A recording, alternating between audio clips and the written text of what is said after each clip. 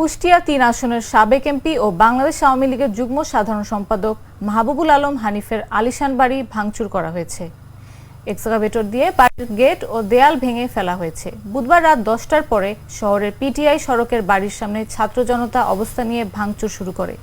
পরে একটি এক্সকাভেটর নিয়ে প্রথমে বাড়ির প্রধান ফটক ও বাউন্ডারি দেয়াল গুঁড়িয়ে দেওয়া হয়। এর আগে উপজেলা মোড় থেকে একটি মশাল মিছিল নিয়ে ছাত্র জনতা হানিফের বাড়ির সামনে আসে। রাত 10টা থেকে 10:30 পর্যন্ত হানিফের বাড়িতে ভাঙচুর চালায় বিক্ষুব্ধ ছাত্র জনতা।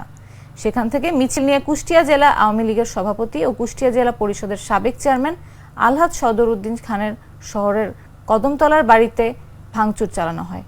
এর আগে গত 4 আগস্ট ও 5 আগস্ট গণ অভ্যুত্থানের পর এক দফা হানিফের বাড়ি ভাঙচুর করা হয়েছিল।